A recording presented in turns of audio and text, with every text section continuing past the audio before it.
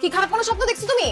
হ্যাঁ ভাই, আমি একটা স্বপ্ন দেখছি আমি আমার মায়ের হাতের আমার পছন্দের আলুর ভর্তা ডাল দিয়ে মজা করে ভাত খাবো। চুপ করো। ডাল আলু ভর্তা কোনো খাবার জিনিস হলো? আমি এবং আমার বাবা আমাদের কারোই গ্রাম পছন্দ না।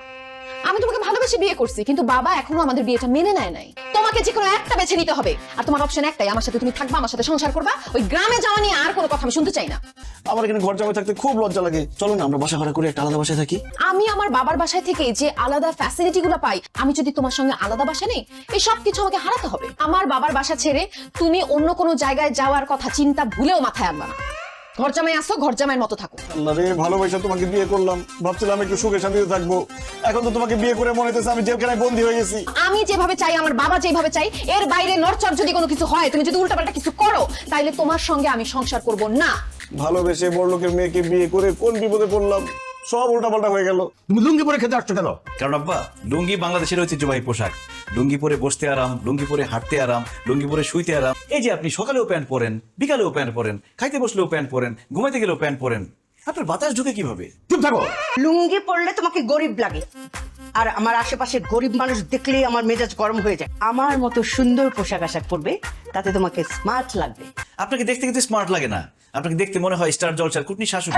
তোমার এত বড় সাহস, তুমি আমাকে কুটনি বলছো? তুমি আমার মেয়ের জামাই, না হলে থাপড়ায় তোমার সব কয়টা দাঁত ফালাই দিতাম আমি। ঢাকা শহরে কত সুন্দর সুন্দর স্মার্ট ছেলে থাকতে তুই গ্রাম থেকে একটা ক্যাট ছেলেকে বিয়ে করে ফেললি। ভার্সিটিতে তো খুব ভালো স্টুডেন্ট ছিল, আমি প্রেম করতে চাইছিলাম, কিন্তু যখন প্রেমের প্রস্তাব দিছি, সে বলছে না, আমি ডিরেক্ট বিয়ে করব। বিয়ে যখন করেছিস তখন এটাকে আধুনিক বানায়, স্মার্ট বানায়। এই জিনিসকে নিয়ে তো কোথাও গেলে মান সম্মান কিছু থাকবে না। লুঙ্গি চেঞ্জ করে ট্রাউজার পরে আসো। আরে না দুলা ভাই, জান না তো। একমাত্র তুমি আমাদের বুঝো। অতিরিক্ত বড়লোক হয়ে কি যে বিপদে পড়লাম, কলাটাও হাত দিয়ে ছিলে খেতে পারি না। হাত দিয়ে খাওয়ার যে মজা, যে তৃপ্তি, চামচ দিয়ে খাইলে জীবনে পাবে না সেই মজার তৃপ্তি। হাত দিয়ে খেলে আমাদের হাত নোংরা হয়ে যাবে। চি, আল্লাহ হাত বানাইছে কিসের জন্য? খাওয়ার জন্য, কাজ করার জন্যই তো না। তুমি হাত দিয়ে খাবা না, তুমি চামচ দিয়ে খাবা। আমি চামচ দিয়ে খাইতে পারি না, আমি হাত দিয়ে খামো। তাহলে তুমি এখানে বসে খাইতে পারবা না, তুমি দূরে গিয়ে খাও যাও। তোর যদি অনেক বেশি সমস্যা হয়, তুই দুলা ভাইয়ের দিক তাকাস না, তাইলেই তো হয়। এই বুয়া, বুয়া চা দিয়ে যা।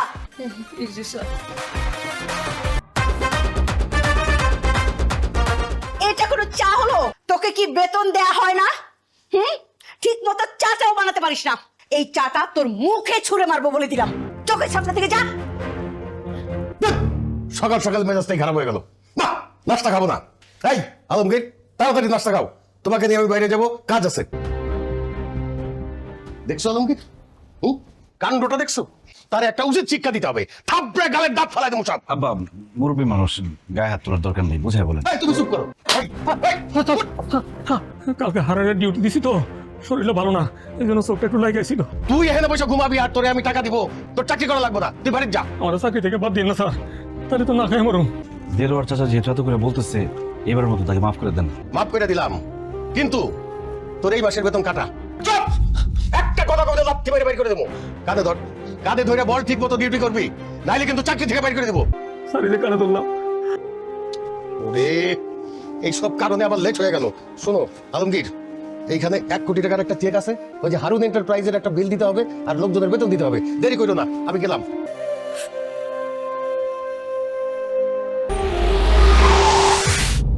আমি এখন কোথায়?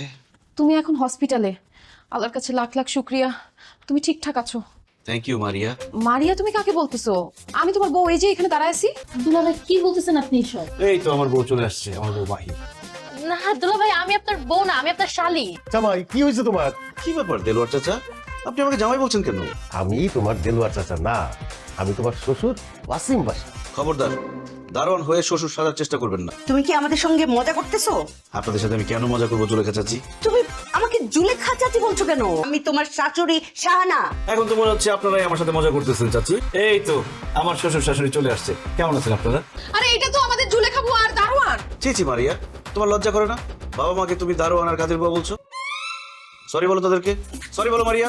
হায় আল্লাহ, আমাকে আবার মারিয়া বলতেছে। আমি শালি আর আমাকে বলতেছে বউ। আমি শ্বশুর, আমাকে বলতেছে বাড়ির দারোয়ান। আমি শাশুড়ি, আমাকে মনে করছে বাড়ির কাজের বুয়া। আমি যা সন্দেহ করেছিলাম তাই হয়েছে। কি সন্দেহ করছেন আপনি? অ্যাক্সিডেন্ট করে ওনার মাথায় আঘাত পেয়ে স্মৃতিশক্তি অর্ধেক চলে গেছে। আপনি রান্না করে যান, রান্না করে ঘুমাবেন। আর সকাল 7টার আগে সবার জন্য নাস্তা রেডি করবেন। বাইরের লোক যদি একটা ঢুকে একদম পিঠে চামড়া তুলে দেবো। আউট। অনেক রাত হয়েছে, তোমার রুমে ঘুমাইতে যাও, আমি আর তোমার আপু এখন ঘুমাবো। আমার জামাই বলে আমার ছোট বোনের সাথে থাকবে? না না না না না, আমি বাচ্চা থাকতে এটা হইতে দিব না। যেভাবে হোক আমাকে এবারে ঢুকতে হবে। শাড়ি না আমার খুব পছন্দ, আমি চাই এখন থেকে সবসময় তুমি শাড়ি পরো। ঠিক আছে, কাছে আসো। কিভাবে কাছে আসবো? মাঝখানে মারি আছে না? কাবাব মে হাড্ডি। আর কিছু লাগবে? এই, এগুলা কি পরোটা বানায় আনছস? পরোটা তো পুরা কেন, ঠান্ডা কেন? যা ভালো করে আরো পরোটা বানাই নিয়ে। দেখছেন আব্বা, দারোয়ানের অবস্থা দেখছেন? ডিউটি ফাঁকি দিয়ে সে নাক ডেকে ঘুমাইতেছে। আরে বেতন নেওয়ার সময় তো সে 1 টাকাও কম নেবে না, অথচ ডিউটি পালন করার সময় সে ঠিক মতো ডিউটি পালন করবে না। এই ডিউটি করার সময় কই যাচ্ছে? আপনার এত বড় সাহস, সামান্য দারোয়ান হয়ে মালিককে তুই তুকারি করেন? শোন, আর কখনো যদি ডিউটি করতে এসে ঘুমাই যাস তাহলে লাথি মেরে চাকরি থেকে বাইর করে দেবো। আমি এখান থেকে ঠিক মতো কাজ করবো, ডিউটির মধ্যে আর ঘুমাবো না স্যার, কথা দিলাম স্যার। চলো আজকে আমরা বাইরে থেকে ঘুরে আসি। চলো।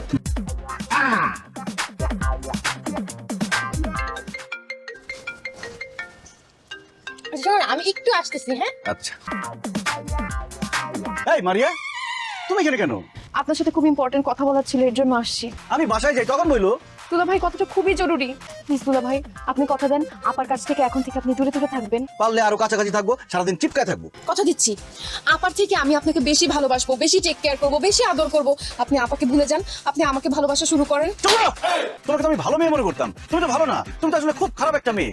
কি হইছে? তুমি চিল্লাইতেছো কেন ওর সাথে? তোমার বোনের মাথা খারাপ হয়ে গেছে, সে আমাকে প্রেমের প্রস্তাব দেয় না, আর দেরি করা যাবে না। আমার মনে হয় ও বিয়ে করার জন্য এগুলো শুরু করে। কোনো কথা বলবি না তুই, অসভ্য। এই, তোমার কত বড় সাহস, তোমার বড় বোনকে তুই তুকারি করো, বেয়াদবি করো। হ্যাঁ ধরো, হ্যাঁ ধরো। চলো আমরা অন্য পার্কে যাই। আর কেনা, চলো আমরা মুভি দেখে আসি। ও এটা খুব ভালো, চলো মুভি দেখতে যাই। তোমার ছোট মেয়ে আমার সঙ্গে কি ষড়যন্ত্র শুরু করছে, এখন আমি কি করব বলো তো? এই নাও লাঠি, বিসমিল্লাহ কইরা দাও আলমকে মাথায় বাড়ি। ইয়েস।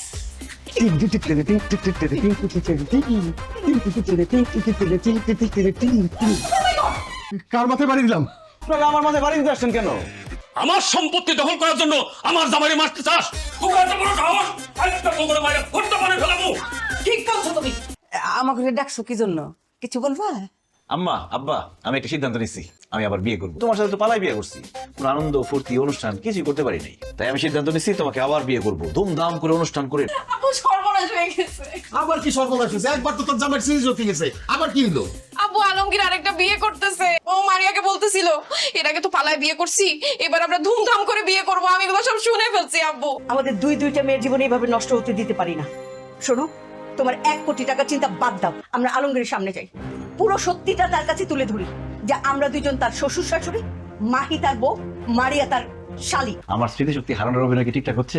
আরে হইতাছে মানে একদম ঝাক্কাস হইতাছে। এতদিন তোমার স্মৃতিশক্তি নষ্ট হয় নাই, আমাকে দিয়ে তুমি দারোয়ানের কাজ করিয়েছো, বাজার কাপড় খাইয়েছো। আমাকে কাজের বুয়া বানিয়ে এই পুরো বাড়ির কাজ করিয়েছে। তোর সাথে আমি আর সংসার করব না। তার আগে বল, তুই এত বড় নাটক কেন করছস? প্রতিশোধ নেওয়ার জন্য একটা ভালো চাকরি করব, আমার বাবা মায়ের স্বপ্ন পূরণ করব, কিন্তু তুমি সেটা হতে দাও নাই। আমি তোমার সাথে প্রেম করতে চাই নাই বলে তুমি বলেছিলে যে তুমি মরে যাবা, এরপর আমি তোমাকে ভালোবেসে বিয়ে করি। আমাকে একটা বন্দি জেলখানার মধ্যে আটকে রাখছো তুমি। আর এই যে তোমার বাবা মা, কথায় কথায় আমাকে আমার বাবা মাকে ছোট করে কথা বলতো। তোমার বাবা মা কাজের মহিলা দারোয়ানের সাথে গরু ছাগলের মতো ব্যবহার করতো। তাদের কান্না আমি সহ্য করতে পারিনি মাহি। সেদিনের চেক নেওয়ার পর আমি অ্যাক্সিডেন্টের মিথ্যা নাটক করি। আমি জানতাম টাকার জন্য তোমার বাবা মা সব করবে, কাজের মানুষ দারোয়ান হলে কি হবে, তারাও তো মানুষ।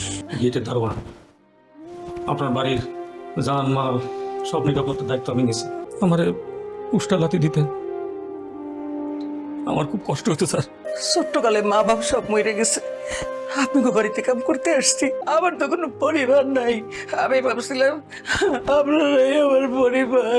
দুলা ভাই তোমার হাজবেন্ড, তারপরে তুমি তাকে ধমক দেওয়ার কথা বলো, সবসময় ছোট করে কথা বলো। আমি গ্রামে চলে যাব আমার বাবা মায়ের কাছে। স্ত্রী হিসেবে তোমার সম্মান, তোমার মর্যাদা, তোমার এই ব্যাপারগুলো আমার বোঝা উচিত ছিল। তুমি আমার মেয়েটাকে রেখে যেও না, আমার মেয়ে তোমাকে খুব ভালোবাসে। আসো ভাই। স্যার, স্যার বললাম, তুমি আমার ভাই।